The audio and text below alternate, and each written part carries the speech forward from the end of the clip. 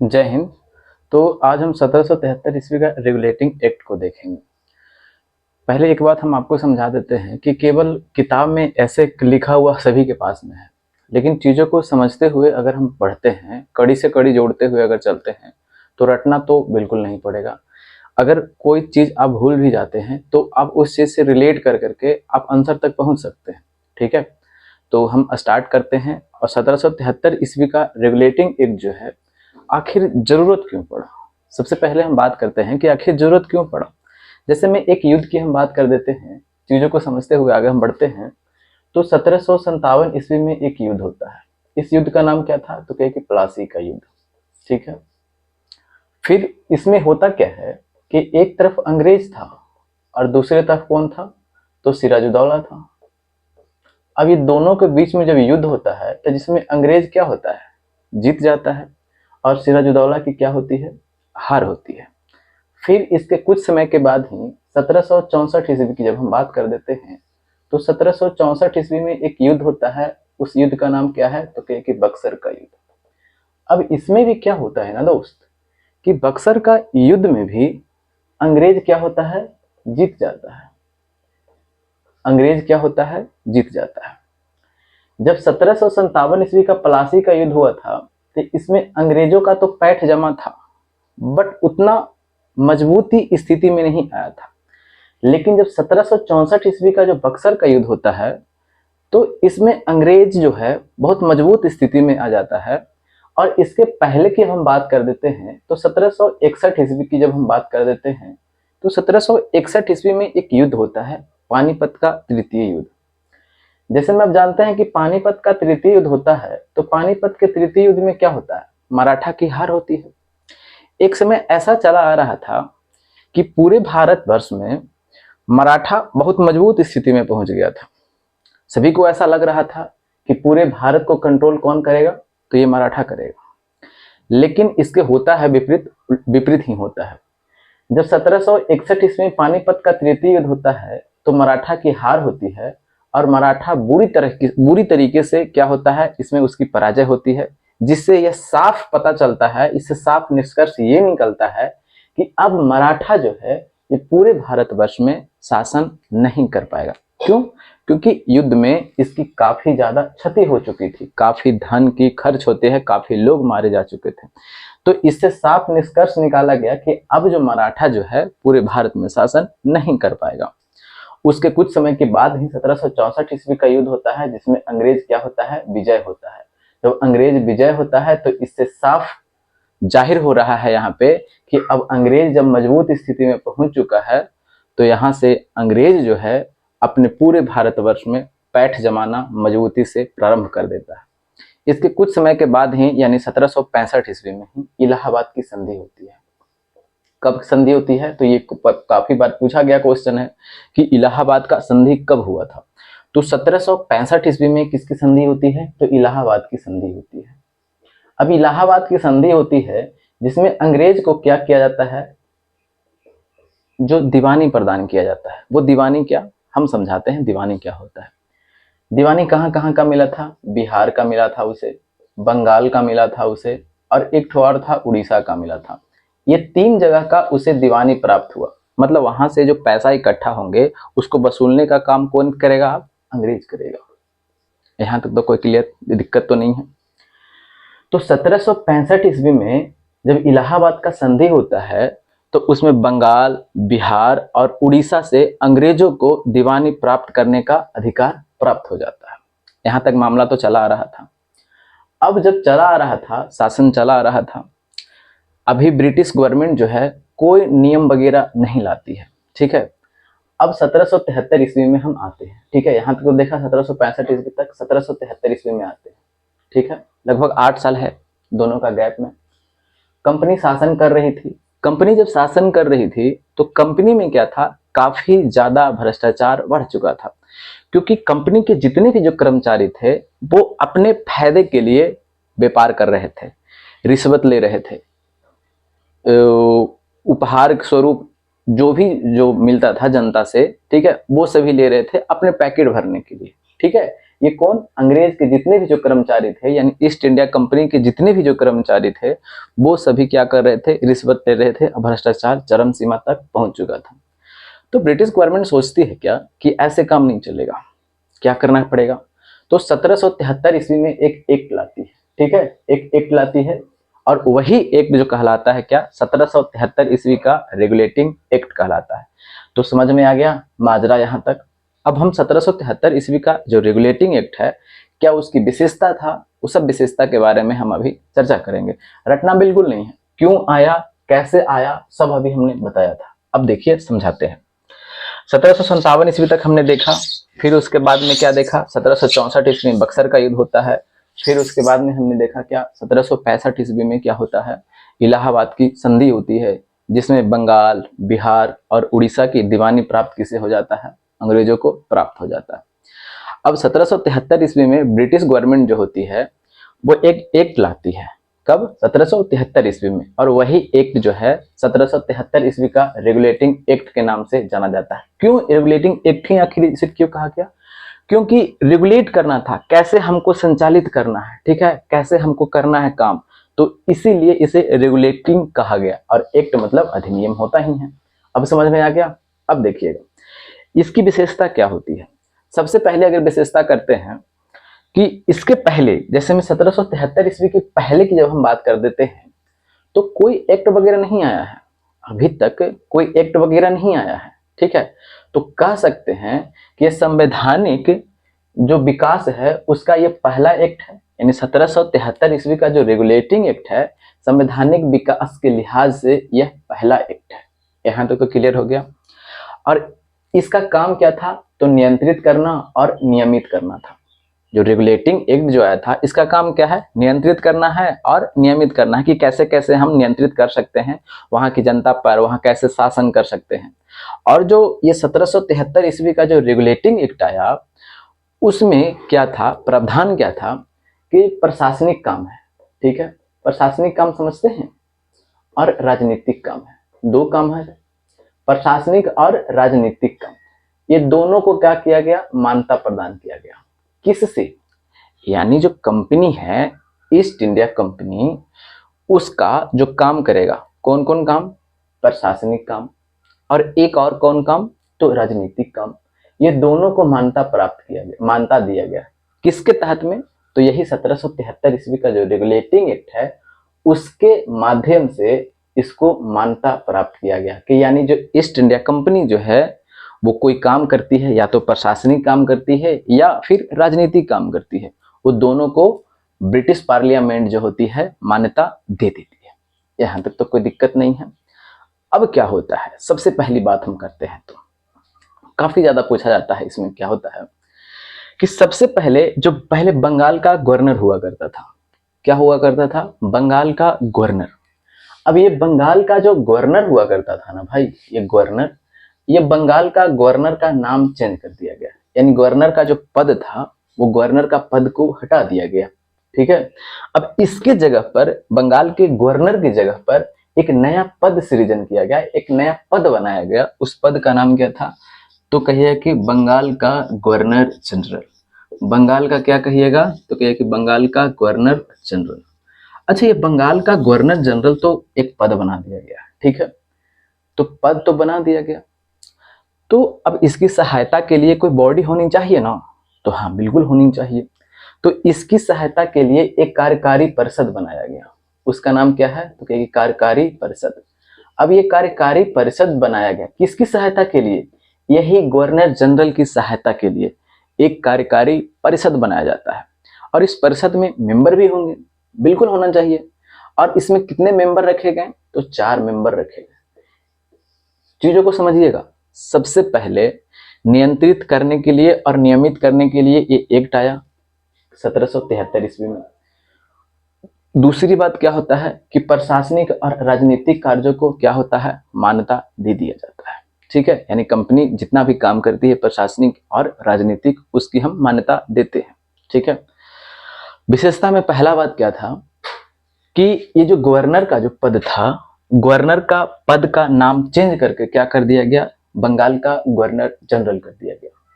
इसकी सहायता के लिए एक कार्यकारी परिषद बनाया जाता है, ठीक है।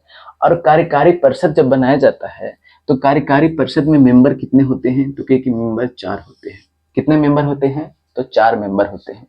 अब ये जब 4 मेंबर होते हैं तो कहिएगा एक बात और यहाँ पे कि एक मेंबर का कार्यकाल तो पता होना चाहिए ना, मेंबर का कार्यकाल तो पता होना चाहिए। तो इस मेंबर का कार्यकाल जो था कितने वर्ष का था, तो 5 वर्ष का था। कितने वर्ष का, तो 5 वर्ष का काम था, ठीक है। पॉइंट क्लियर हो गया अच्छे तरीके से।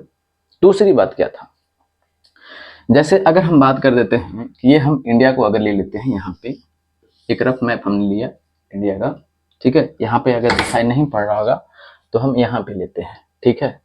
चलिए यहाँ पे लेते हैं, देखिएगा अगर हम बात कर देते हैं कि एक हम रफ मैप लेते हैं इंडिया का, यहाँ पे आप बंगाल को देख रहे हैं, ठीक है। और यहाँ पे मद्रास हुआ करता था और यहाँ पे बम्बई। ये जो यहाँ भी स्वतंत्र रूप से पहले काम करते थे, यहाँ भी गवर्नर हुआ करता था, यहाँ भी गवर्नर हुआ करता था और यहाँ भी गवर्नर हुआ करता था। यानी पहले जो था 1773 ईस्वी के पहले की बात करते हैं तो ये तीनों जगह स्वतंत्र रूप से काम करता था। यानी सभी जगह गवर्नर का एक पद बनाया गया था, यहाँ भी यानी बंगाल का गवर्नर और ये मद्रास का गवर्नर और यहाँ का भी गवर्नर, बंगाल का भी गवर्नर। लेकिन होता क्या है ना कि 1773 ईस्वी का जो रेगुलेटिंग एक्ट आता है तो उसमें यह प्रावधान क्या किया गया कि भैया ये जो बंबई का गवर्नर है और ये मद्रास का जो गवर्नर है, ये दोनों के दोनों किसके अधीन हो गए, तो ये हो गए बंगाल के अधीन हो गए। अब समझ में आ गया। यानी कहने का मतलब ये है कि अब ये सेंट्रल गवर्नमेंट की तरह अब काम कर रही है। कौन, ये बंगाल का जो गवर्नर है अब सेंट्रल गवर्नमेंट की तरह काम कर रही है और ये सब जो है ये स्टेट गवर्नमेंट की तरह काम कर रही है। यानी ऊपर में यानी एक बाप की तरह काम कौन कर रहा है, ये बंगाल का गवर्नर जनरल, और यहाँ पे जो था ये बेटा की तरह काम कर रहा है। क्लियर हो गया। तो इसीलिए कहा जाता है कि क्या केंद्रीय प्रशासन की नींव पड़ती है। केंद्रीय प्रशासन समझ में आ गया, यानी पूरी सेंट्रलाइज पावर एक हाथ में दे दिया गया। सेंट्रलाइज पावर जितना होता है वो एक हाथ में दे दिया गया। समझ में आ गया। तो कैसे नींव पड़ा, ये बंबई का गवर्नर और ये मद्रास का गवर्नर किसके अधीन चला गया, तो ये चला गया बंगाल के गवर्नर जनरल के अधीन। क्लियर हो गया ना, यहाँ तक तो कोई दिक्कत नहीं है। और इसीलिए कहा जाता है कि केंद्रीय प्रशासन की नींव पड़ जाती है। समझ में आ गया। तो एग्जाम में इस तरीके से क्वेश्चन पूछे जाते हैं कि किस एक्ट के माध्यम से सर्वप्रथम केंद्रीय प्रशासन की नींव पड़ी थी, तो किस एक्ट से पड़ रहा है, तो ये 1773 ईस्वी का जो रेगुलेटिंग एक्ट देख रहे हैं उसी के तहत, उसी से क्या होता है, केंद्रीय प्रशासन की नींव पड़ जाती है। और ये बंगाल, जो बंगाल का गवर्नर जनरल हुआ, वो किसके किसके कंट्रोल में आके किसको कंट्रोल करने लगा, ये मद्रास को और ये बंबई को कंट्रोल में अपने हाथ में ऐसे ले लिया। कोई दिक्कत तो नहीं है यहाँ तक, बिल्कुल नहीं होना चाहिए। और दूसरी इंपॉर्टेंट क्या होता है, दूसरी इंपॉर्टेंट चीज ये होता है कि 1774 ईस्वी की बात कर देते हैं, यहाँ पे हम लिख देते हैं, ठीक है। 1774 ईस्वी की बात कर देते हैं।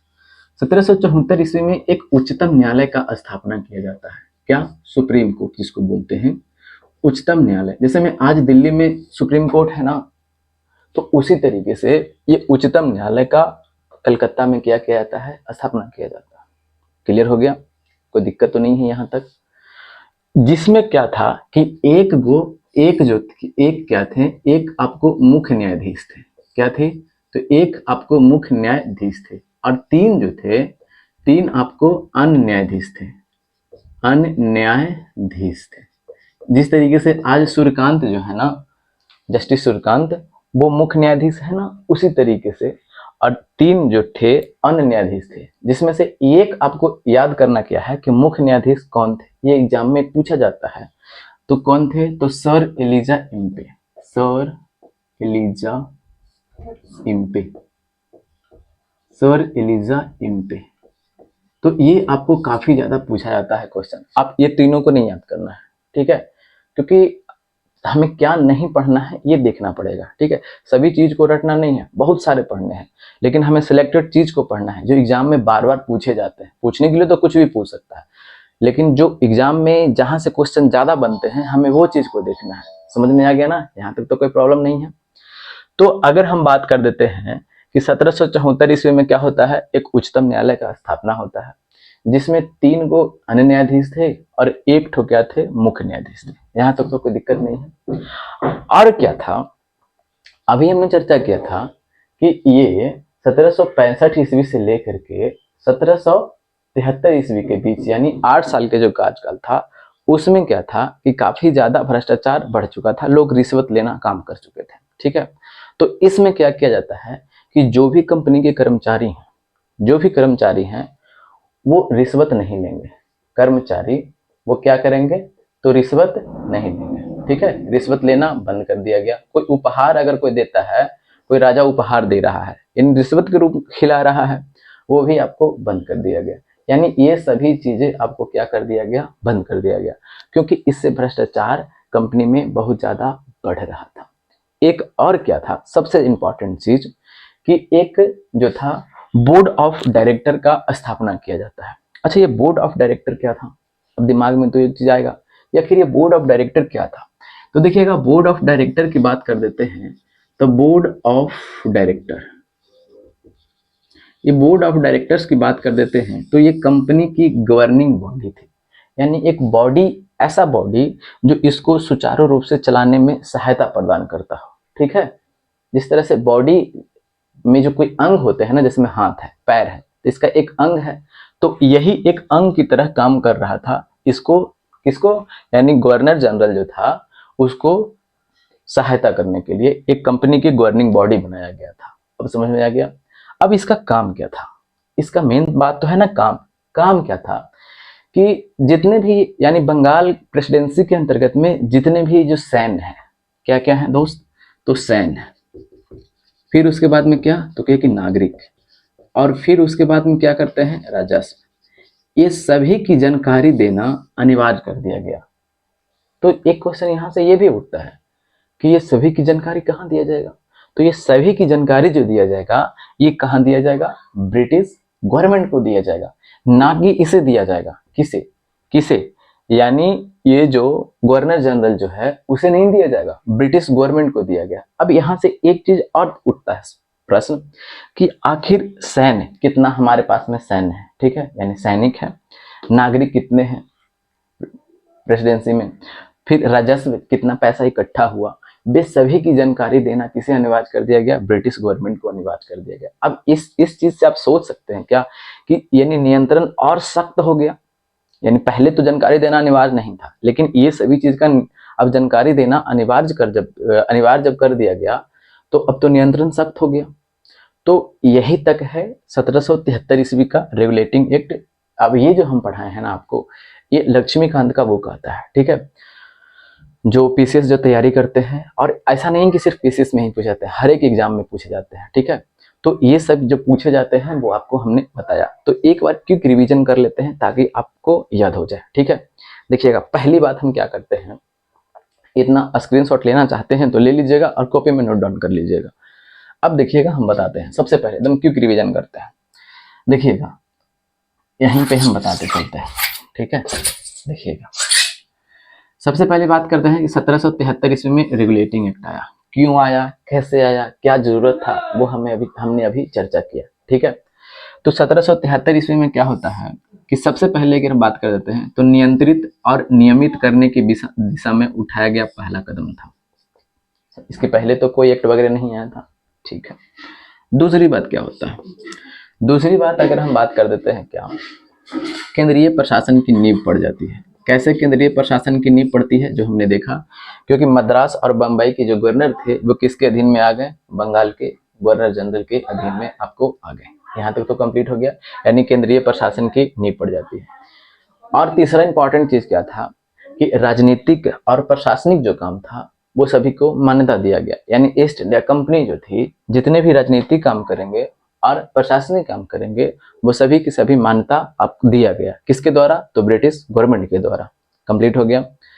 अब यहाँ पे क्या था, एक चीज और कि यानी गवर्नर जो था, बंगाल का गवर्नर, यहाँ पे लिखते हैं कि बंगाल का जो गवर्नर था, ये बंगाल के गवर्नर का पद को हटा दिया गया। अब इसकी जगह पर एक नया पद बनाया गया। उस पद का नाम क्या था, तो बंगाल का गवर्नर जनरल, बंगाल का गवर्नर जनरल था। अब ये गवर्नर जनरल की सहायता के लिए एक कार्यकारी परिषद बनाया गया। क्या बनाया गया? तो एक कार्यकारी परिषद बनाया गया। और उस परिषद में कितने मेंबर थे भाई? तो 4 मेंबर थे। कितने मेंबर थे? तो 4 मेंबर थे। और इसका कार्यकाल कितने था? तो 5 वर्ष का था। कंप्लीट हो गया ना? ठीक है।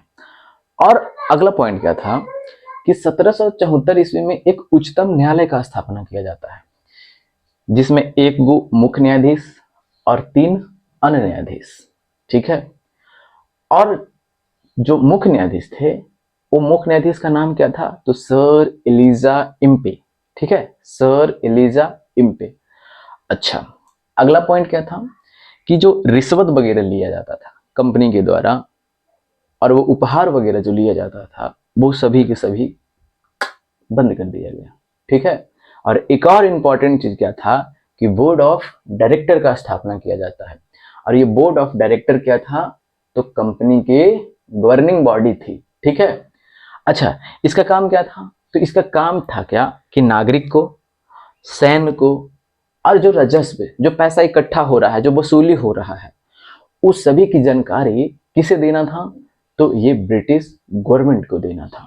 तो यहां तक था ये 1773 ईस्वी का रेगुलेटिंग एक्ट। ठीक है। तो बताइएगा सेशन के बारे में कैसा लगता है। ठीक है, कोई सुधार करने की जरूरत होगा तो बेझिझक बताइएगा। ठीक है, चलिए, शुक्रिया।